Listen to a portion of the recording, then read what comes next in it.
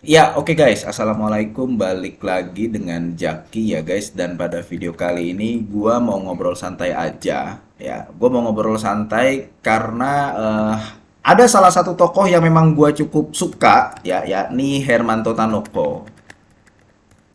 Dia mengatakan begini, kalau lu punya uang 100 juta, jadi ceritanya ini ada yang bertanya nih guys, audiens ada yang bertanya, kalau punya uang 100 juta, baiknya bagaimana? Nah, ini pertanyaannya yang diajukan kepada Hermanto Tanoko. Hermanto Tanoko tahu ya lu ya. Nah, beliau mengatakan bahwa kalau lu profesional atau kalau lu punya bisnis, nah ini nih, kalau lu punya bisnis, kembangkan bisnis lu. Ya, kembangkan bisnis lu dengan uang 100 juta tadi agar menjadi lebih besar. Nah, yang kedua, kalau lu nggak punya bisnis, ya, artinya lu adalah atau lu profesional, profesional, maka investasikan ke saham. Kayak gitu, guys. Saham salah satu pilihan terbaik, gitulah. Kira-kira beliau menyampaikannya begitu. Salah satu pilihan terbaik yaitu di saham. Nah, gue bukan mau fokus ke sininya, guys ya. Kita terlalu tendensius ya. Bukan berarti kita adalah orang yang berkecimpung di pasar modal, kemudian kita tendensius, tendensius tahu ya, artinya berpihak, tidak objektif, atau artinya kita wah udah menganggap bahwa investasi saham yang terbaik lah, nggak juga. Cuman yang mau gue garis bawahi adalah bisnisnya. Jadi gue sedikit mau sharing guys ya. Ini lagi-lagi guys, gue mau ngobrol santai aja karena gue baru ingat beberapa waktu lalu teman gue itu mengajak gue untuk berinvestasi. Jadi teman gue, teman deket gue, teman-teman gue itu menganggap bahwa gue itu banyak duit guys, padahal kagak. Jadi gue suka ditanyain atau diajak, ajak ayo jak ikut ini yuk bisnis ini gitu ya. Terakhir gue diajak untuk bisnis restoran. Restorannya nggak besar, restoran ya, tapi nggak bisa dibilang kecil juga ya. Restoran, salah satu restoran yang dia produknya adalah jualan ayam. Itu ada yang namanya biaya kemitraan. Ya, kemitraan sekitar 350 juta. Ya, jadi nanti kira-kira rencananya gue setor segini, lu setor segini gitu. Kemudian nanti lu ada tempat nggak, Jak? Kalau misalkan ada, nanti ya tinggal di inilah, tinggal diperhitungkan ongkos sewanya berapa gitu ya. Intinya adalah gue baru ingat gue baru terakhir gue diajaki berbisnis restoran ayam kemitraan sekitar 350 juta. Nah, yang mau gue share ke lu gini guys, lu harus hati-hati. Gue bukan mengatakan bahwa bisnis ini jelek ya, enggak. Tapi ya di sekitar kita, jadi lu kalau misalkan pernah mendengar franchise, ya franchise. Kebetulan gue dan keluarga gue sejak sebelum tahun 2010, berarti tahun 2006 lah, sudah mencoba untuk berinvestasi franchise salah satu minimarket, ya perusahaan minimarket, perusahaan retail, ya yang ada di Bursa Efek Indonesia. Gue dan keluarga gue, jadi ingat guys ya, gue dan keluarga gue, bukan gue guys, gue nggak sebanyak duit itu, gue nggak punya duit. Jadi keluarga gue dan gue menemani, kemudian ikut nimbrung gitulah kira-kira. Jadi gue termasuk orang yang punya privilege ya, alhamdulillah diberikan privilege. Berbisnis franchise sejak tahun 2006 ya, membuka salah satu minimarket yang ada di BI. Ya kalau lu tau lah ya, yang ada di BI. Bursa Efek Indonesia, perusahaan TBK gitu ya. Dan kita dan gue dan keluarga gue itu sempat buka sampai beberapa cabang. Ya, beberapa cabang, artinya nggak cuma satu gitu ya. Nah, ini adalah momen dimana gue menganggap bahwa ini memanfaatkan. Nah, gue belajar juga bahwa ini adalah kita memanfaatkan nama besar yang sudah dimiliki perusahaan tersebut. Paham ya guys ya? Ini gue gede ini. Jadi karena ini franchise ya, kita harus punya dana sekitar berapa ratus juta gitu ya.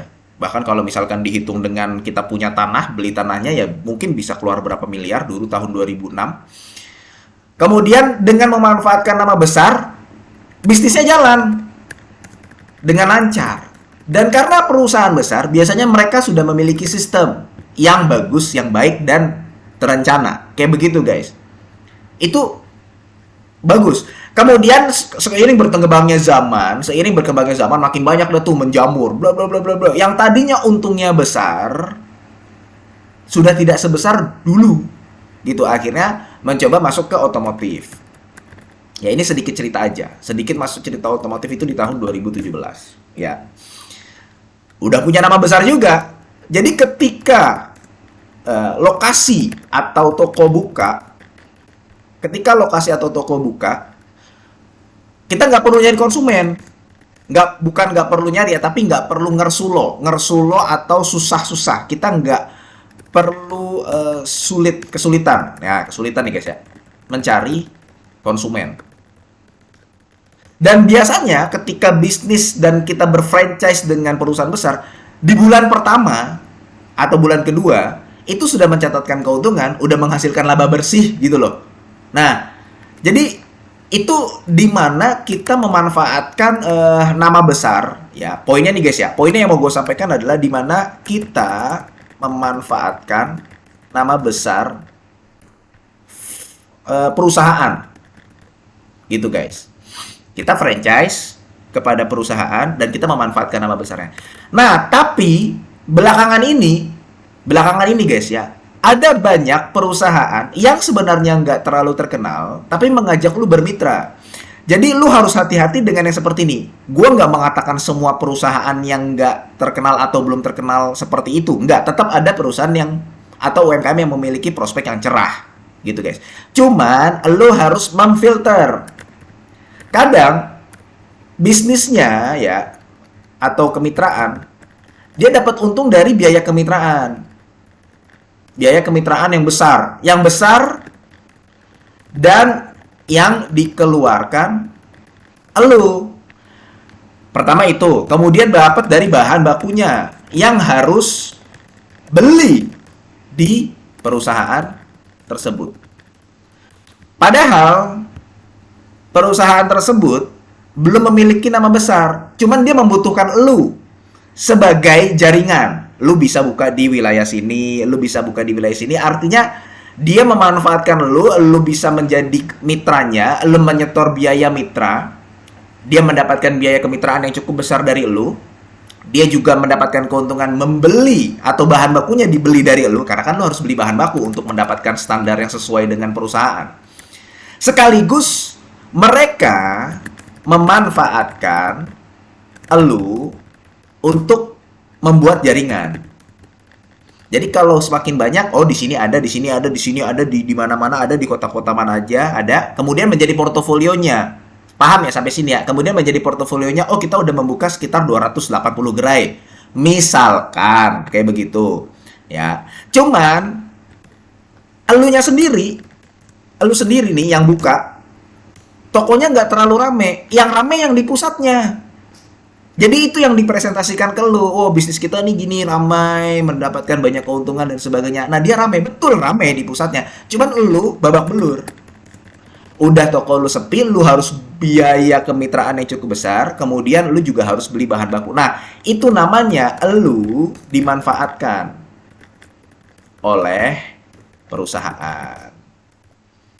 Jadi, kalau bisa, lu jadi yang seperti ini. Kita memanfaatkan nama besar perusahaan. Sehingga kalau misalkan toko buka atau lokasi buka, lu nggak perlu ruwet gitu loh.